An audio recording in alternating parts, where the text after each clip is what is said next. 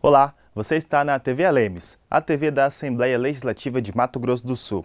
O programa Fique Ligado exibe o documentário sobre o uso do celular nas escolas. Eu sou Gustavo Fax e você está acompanhando o nosso programa pelo canal 7.2, a TV do Legislativo de MS.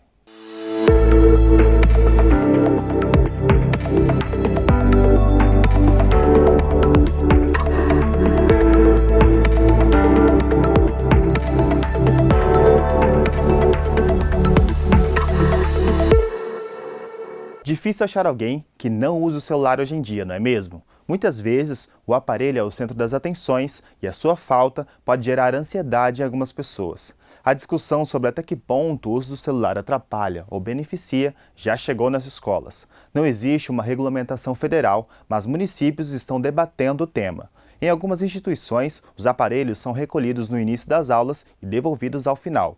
Em outras, fazem parte das atividades pedagógicas de forma rotineira. O documentário Celular nas Escolas traz a opinião de especialistas nas áreas de educação e psicologia e mostra os efeitos junto a alunos e professores e aponta caminhos para o equilíbrio do uso da tecnologia. Confira. Ué, quando você vai pesquisar uma coisa, você vai pesquisar onde? No Google ou no TikTok? No TikTok ensina ou no Google que você tem que pesquisar? Sério? É no Google! Não, no TikTok. Gente, quem que me falaram que essa geração não sabe pesquisar no Google? A conversa entre mãe e filha retrata bem a diferença entre as gerações. O Google é bem mais difícil de utilizar, né? Ele é bem mais difícil, porque lá você tem que pesquisar a fonte para saber se é verdade.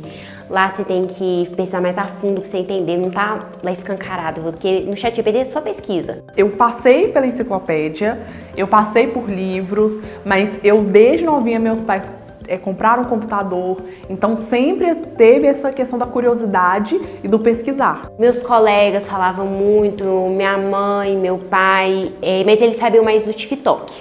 E do TikTok que eu descobri a Luzia, o ChatGPT. Foi dele que eu parti pro próximo. O ChatGPT porque parece que eu tô conversando com alguém. E o TikTok por conta que é uma coisa bem divertida, né? Muitos vídeos, o povo ensinando coisas ou entretenimento mesmo. Ela usa o tablet para tudo, para assistir filme, para poder fazer uma receita, para poder pesquisar. Dancinha TikTok também ela gosta. Então tudo é uma informação. Conversa e policia. Ainda mais pela idade, porque adolescente não adianta, tem que conversar e policiar, sabe? Todas as notificações que chegam no telefone dela, chegam no meu telefone, entendeu? Principalmente porque acaba que a internet ela é muito boa, mas é muito perigosa. É saber usar, né? Porque tudo você consegue saber o mal e o bem deles. Igual o TikTok. O TikTok, se você pesquisar coisas ruins ou coisas falsas assim, você não vai ter um pensamento muito bom, igual no ChatGPT. Mas tudo que você saber usar vai super favorecer a sua vida. Eu encaro que ela está em vantagem no sentido de ser dinâmico, mas ela está em desvantagem no sentido, às vezes, talvez da ansiedade que eles têm de ter tudo muito rápido. Então eles não sabem pesquisar, por exemplo, em um Google, olhar site por site, verificar, pegar um livro, olhar o livro, saber desvendar o livro. Essa geração não sabe, infelizmente. Isso eu acho muito negativo. A recompensa que o eletrônico dá ela é muito imediata. Então você aperta um botãozinho, um boneco aparece, uma canção começa, ou você ganha uma moeda. Esse reforço ele cria, do ponto de vista neurológico, uma invasão de dopamina no nosso cérebro, que é a substância responsável pela nossa felicidade, pelo nosso bem-estar, pela nossa euforia. Então, se nós estamos inundados de dopamina em excesso, se a gente recebe essa substância de uma forma anormal, em níveis anormais, a gente cria uma relação de vício mesmo. Então, a ansiedade vem como uma consequência da ausência do estímulo o tempo inteiro, da ausência dessa inundação de dopamina o tempo inteiro. É a hiperexposição aos estímulos externos. É você ficar numa ansiedade se vai chegar aquela mensagem ou não. Só que isso não é exclusivo para adolescentes, não é exclusivo para escola, isso é uma situação de cidadania. Hoje a nossa sociedade vive isso. Se você pegar qualquer ambiente, entra num restaurante e olha o ambiente, você vai ver que 95% das pessoas que vão estar ali, eles vão estar em algum momento pegando o celular para verificar qualquer coisa. A gente já tem hoje crianças, adolescentes, adultos nem se fala, que tem consequências graves no seu desenvolvimento, na sua vida, na sua funcionalidade, por conta dessa condição que é patológica, ela chega no nível patológico. Então as crianças e os adolescentes chegam a ter, por exemplo, tremores, sudorese em extremidade, taquicardia, crises de ansiedade. A tela também diminui o contato da criança, do adolescente com os espaços, espaço público, espaços coletivos, espaços de esporte. Então não só pelo sedentarismo, mas também pelas alterações de sono. O ciclo vigília fica todo bagunçado, tela azul, hiperexcitabilidade do organismo. Então mexe com o sono, mexeu com o sono, a gente sabe que tem consequências no desenvolvimento de uma forma global. Então a gente está falando de um elemento que traz impacto na saúde psíquica inicialmente e que gera consequências em cascata para todos os aspectos do desenvolvimento humano. As redes sociais, elas têm uma função interessante, porém, elas viraram um grande vilão da perda de tempo das pessoas. Hoje, existem dados que o Brasil é o segundo maior consumidor de tela no mundo. Crianças, adolescentes e adultos chegam a passar 8 horas por dia expostos às telas das redes sociais. Isso é muito ruim, mas isso não indica que a gente precisa apartar o equipamento ou a tecnologia das nossas vidas. O que a gente precisa fazer? Aprender a usar a tecnologia. Esse é o grande desafio. Desafio que também invade os muros das instituições de ensino. Quando a gente fala que o celular está sempre ligado, a criança fica com a atenção concentrada, que é aquela dirigida a um único foco, voltada para o celular. Então, mesmo que ele não toque, ele vibra, ele acende uma luz e mesmo que todas as notificações estejam desligadas, a atenção daquele estudante volta-se para o celular. Isso significa que a atenção dela, alternada e dividida, que é aquela atenção que a criança tem que focar no único alvo, mas também está atenta a outros estímulos do ambiente, como por exemplo a professora, o quadro, a projeção que ela está passando, as dúvidas que estão sendo retiradas pelo colega. Esses outros estímulos são concorrentes e eles vão ficando menores, menos pregnantes para o aluno. Isso significa que ele realmente não vai protagonizar a aula e priorizar esse foco como deveria.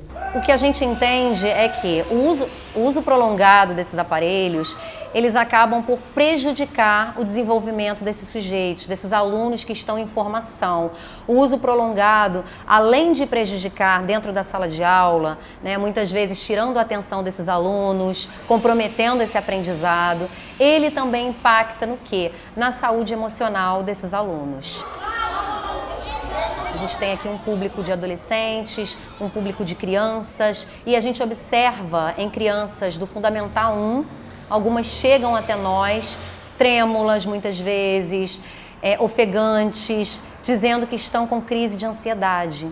E isso também a gente atrela a esse uso prolongado. Quando a gente pensa no impacto disso na escolarização, a gente imagina que tem uma relação muito direta entre as duas coisas, né? Criança que tem um nível de desatenção, um nível de inquietude maior, uma expectativa de ser recompensada imediatamente por conta dos estímulos que o digital oferece para a criança. A gente está falando em aprendizado, porque a escola não gera só um aprendizado formal. As crianças vão para a escola não só para aprender a ler e escrever, as crianças vão para a escola para um aprendizado de vida, muito mais amplo e muito mais global. Então, se eu tenho uma geração vindo com um funcionamento neurológico diferente, isso impacta diretamente na forma de assimilação, de acomodação das informações oferecidas pela escola. A preocupação dos pais é a perda, de aprendizagem, de consolidação realmente das matérias, vamos dizer assim, propedêuticas da escola, a preparação para a vida adulta, a questão de o pai não ter controle hoje, do que o filho está acessando no celular. Às vezes, infelizmente, o aparelho acaba sendo utilizado até para fazer cyberbullying, bullying, dentro de sala, fora de sala, naquele ambiente totalmente que às vezes os genitores, os pais não têm controle. Aí eu entro com duas palavras mágicas que fazem diferença: a intensidade, ou seja, a quantidade de tempo realmente dedicado, e o impacto. A gente sabe que o uso excessivo do digital já traz consequências neurológicas, consequências no sono, no comportamento da criança, no nível atencional, na baixa habilidade social. Então, se eu uso muito e eu percebo uma modificação no comportamento da minha criança, do meu filho, eu tenho um sinalizador que está em excesso. Se a criança deixa de fazer atividades lúdicas ao ar livre, que são extremamente motivadoras para ela, ir no parque, praticar um esporte, fazer uma atividade no pilates do prédio, ir num clube, a criança deixa de priorizar isso para estar em casa, ela recusa atividades que são motivadoras, esse é um grande sinalizador de que a intensidade está maior e que o mau uso da tecnologia tem sido presente nessa criança. Esse é um assunto que vem realmente palpitando na comunidade escolar. Pais muito preocupados, né, em relação à utilização na escola, durante aquele período que ele fica na escola de 4, 5 horas, às vezes até mais tempo lá, porque tem um contraturno também. Então há uma discussão na comunidade com os pais, com os professores, com os gestores das escolas, né, para saber de fato como que nós devemos regulamentar, né, o uso adequado, o uso pedagógico do celular, que é uma ferramenta hoje quase que indispensável para esses alunos da geração Z, vamos dizer assim. Eu uso bastante para estudar, ler livro, eu uso bastante para ler o livro no telefone, tirar foto, ver vídeo, tutorial. Eu vou confessar, sou uma pessoa bem viciada em jogar no celular. Eu às vezes fico uma hora e pouquinho assim para poder às vezes assistir algum vídeo e tal. Mas também uso mais o celular para poder se comunicar com minha mãe, né? Às vezes eu tô mexendo e falo, gente, chega, calma, vou dar uma pausa. Aí paro, como, aí volto, vejo a notificação do celular, tem que ver.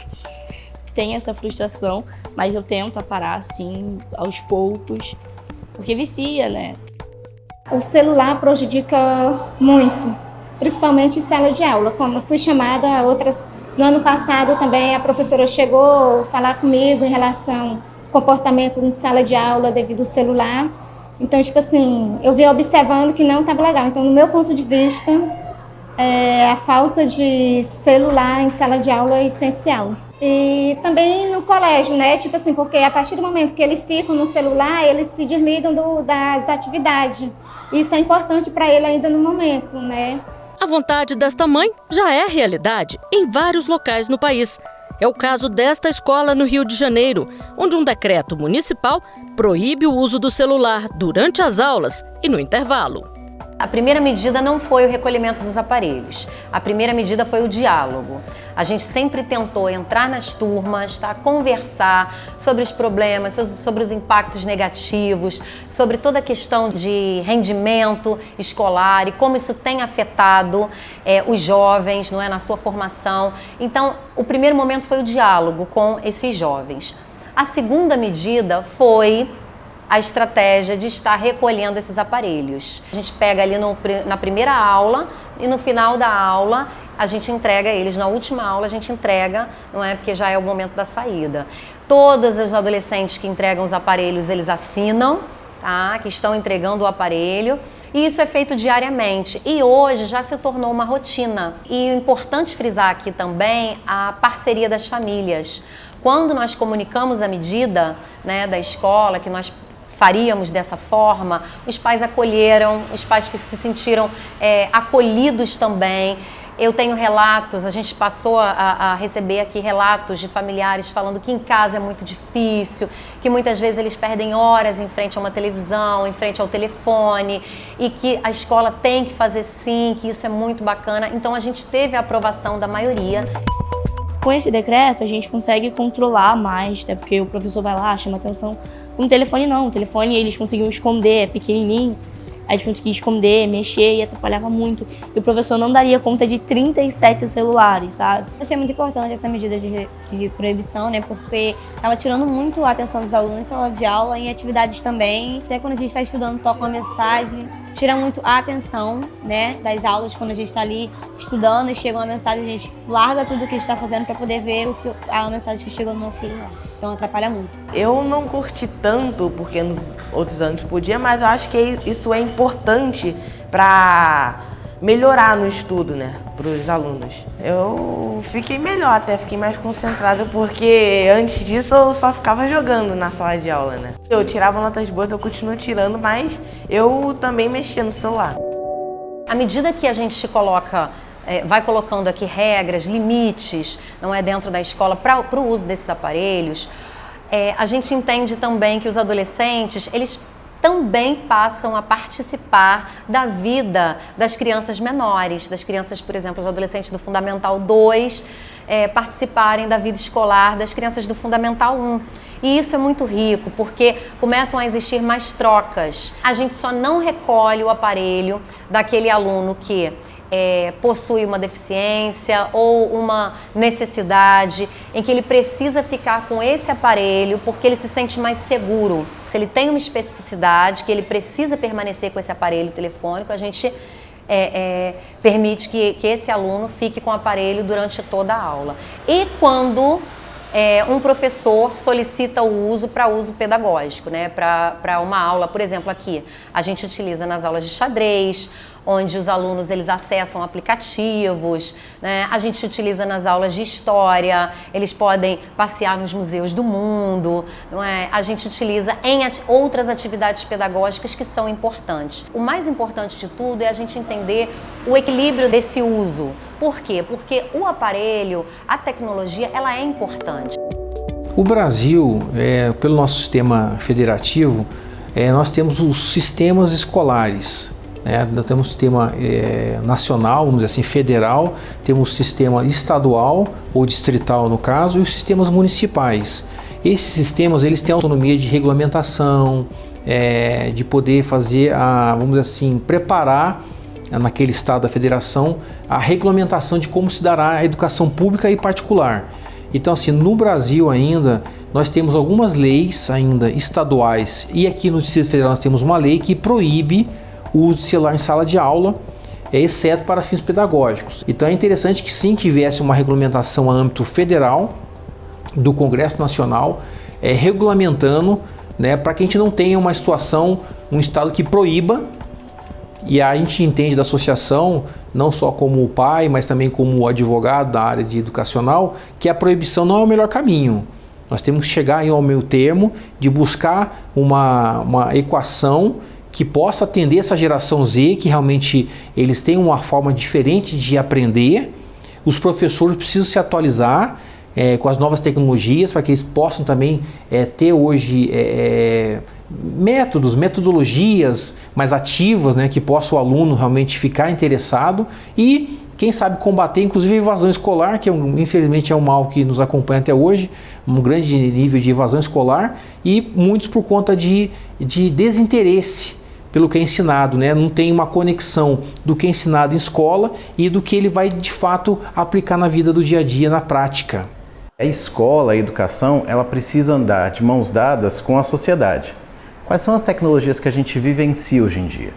A gente vivencia o celular, a gente vivencia o computador, a gente vivencia a internet, a gente vivencia a inteligência artificial. Então são essas as tecnologias que precisam estar presentes na escola. Por quê? Senão a gente continua fazendo com que a escola esteja afastada da sociedade.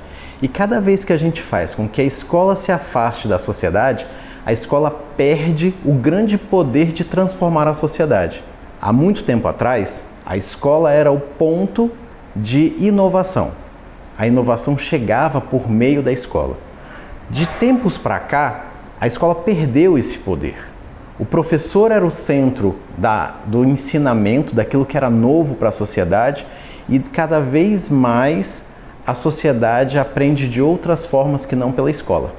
Então a gente precisa fazer com que as tecnologias que a sociedade utiliza estejam no dia a dia da escola para que isso passe a fazer sentido para a sociedade. Nós estamos hoje numa educação 4.0, né? Não tem como voltar mais, a gente tem que seguir, continuar com a tecnologia, mas eu acho que a pandemia acelerou um pouco a utilização de tecnologia, de aparelho, de tablet, de computadores, uso de tela, né, pelos alunos. E a gente tem que fazer ali um equilíbrio, calibrar a utilização desses equipamentos.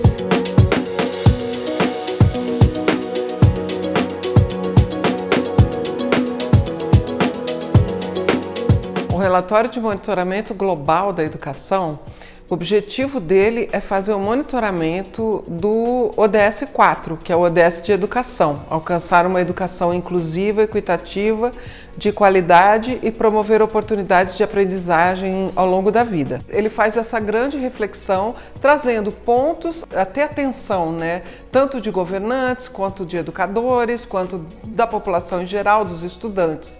E o relatório ele não fala exclusivamente de celulares, ele fala de tecnologias, que pode ser desde um rádio, uma televisão, um computador, um tablet, um telefone celular, Mas teve esse ponto que foi bastante comentado com relação ao uso dos celulares na sala de aula e que esse uso, o relatório traz essa informação, que esse uso, quando excessivo e não para fins pedagógicos, ele pode realmente distrair os estudantes, tirar o foco da aprendizagem, digamos assim. Então isso chamou atenção, porque é o primeiro relatório que traz alguma informação assim. O relatório ele não traz recomendação de proibição, ele apenas diz que se o uso for excessivo para fins que não são pedagógicos, isso pode realmente prejudicar o aprendizado, Então esse é o aspecto que ele traz. Ele não recomenda em nenhum momento proibição de nenhum equipamento, de nenhuma tecnologia. A tecnologia pode contribuir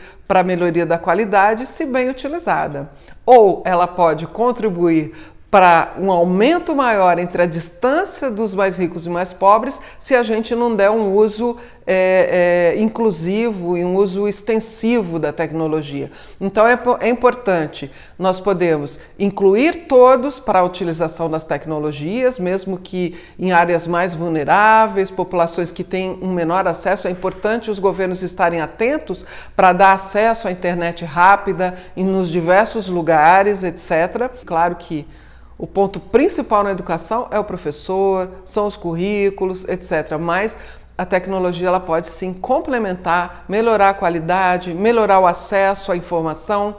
Por exemplo, você pega uma área rural que não tem biblioteca, se você tem a tecnologia com acesso à internet rápida, etc., você pode dar um acesso a uma biblioteca para aqueles estudantes. Então tem um lado bom, tem um lado que nós temos que nos atentar, que pode ser mais prejudicial, e eu acho que o relatório traz todos esses aspectos. A inteligência artificial também já vem preocupando aí as escolas, os professores, porque nós estamos aí dentro de uma situação que a gente desconhece, Não tem uma regulamentação também quanto ao uso. A gente está percebendo que há um uso excessivo por parte dos alunos, Os professores estão preocupados, estão querendo saber se aquilo seria um plágio, porque ele chega ali, ele constrói um pensamento, uma tese, uma situação de que realmente não foi ele o autor. Se a gente quer que as pessoas pensem, então nós vamos dar atividades que realmente elas pensem. Por quê? Se a gente quiser continuar se enganando, não importa se vai ser inteligência artificial, não importa se eu vou copiar de um livro, não importa a forma. Eu tenho que trazer de maneira séria, de maneira intencional, que os meus estudantes leiam ou pensem ou produzam as questões que eu quero que eles façam. Eu tenho que ter intencionalidade. Então, a inteligência artificial nada mais é do que um grande aliado, mas eu preciso aprender a usar aquela inteligência artificial. Ao mesmo tempo, a gente vê que as construções dos alunos estão sendo mais bem elaboradas. Então, a gente não pode mais ter aquela elaboração rasa, aquela coisa superficial.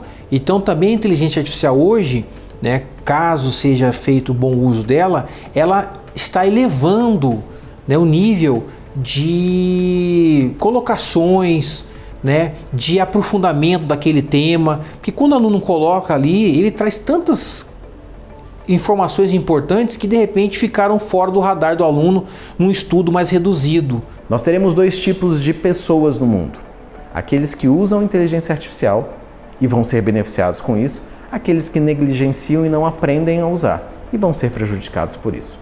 Uma dessas dois tipos de pessoas vão evoluir na sociedade. Existe uma política nacional de, vamos dizer assim, de incentivar também o uso de tecnologias. Então, o próprio MEC vem adquirindo equipamentos eletrônicos, fazendo a capacitação dos professores para que eles possam saber utilizar e, de fato, a aprendizagem, o ensinamento fique mais atrativo para o aluno, né? Naquela linguagem hoje, vamos dizer assim, modelo, vamos dizer assim, streaming, né? Que eles gostam ali de ter na palma da mão, de formas, pílulas rápidas, né, com informações claras, objetivas, mas sem a gente abrir mão da qualidade do ensino, né, de fato de formação de um cidadão, de uma pessoa que possa ter a sua empregabilidade garantida no futuro. A gente precisa fazer com que os professores eles planejem esse momento e eles exponham isso aos alunos. Se a gente vai ter uma aula onde nós vamos fazer uma troca local, vamos desligar os celulares. Porém, naquele momento que a gente precisa de pesquisa, de experimentação, de filmagem, vamos usar os celulares, porque eles estão nas nossas mãos. A proibição geral não é positiva, mas a liberação também não. Eu acho que a gente tem que ter um bom senso e calcular bem o uso da tecnologia. Não tem como fugir, é uma realidade e a gente pode fazer bom uso dessa realidade, dessa tecnologia para motivar. A gente tem uma geração que lê pouco, a gente tem uma geração que prefere relações não reais. Então, se a gente faz um bom uso da relação real com a mediação de um professor, com a mediação de um pai, utiliza essa ferramenta, que é uma ferramenta incrível de descoberta de conhecimento, para o bem, a gente só tem a ganhar. O que a gente precisa fazer de fato? Mudar a forma como a gente educa as pessoas. Talvez em menos tempo, com pílulas de aprendizagem, talvez com espaços educacionais mais interessantes, mais convidativos, talvez dando atenção para as questões de relacionamento interpessoal, então as questões que não são só de aprendizagem, mas talvez de convivência. Eu acho que esse é o futuro da educação. A tecnologia veio para ficar, né? Obviamente que ela não substitui nada, ela não substitui o professor, ela não substitui a sala de aula, ela não substitui nada. A tecnologia só vem para ajudar, para complementar. E é assim que a gente tem que entender e que tem que utilizar. Olha, eu acho que abandonar os livros jamais, mas que ajuda muito, ajuda. Porque o livro sempre vai ser importante, porque cada pessoa tem o seu jeito de aprender. Igual o meu é mais usando o tablet, tem gente que aprende muito mais usando um livro, uma apostila. Cada um tem seu método de aprender e eu acho que vai ajudar muito a gente a evoluir. Bem, o Fique Ligado fica por aqui. Você também pode acompanhar a nossa programação pelas mídias sociais da Casa de Leis. Até a próxima edição.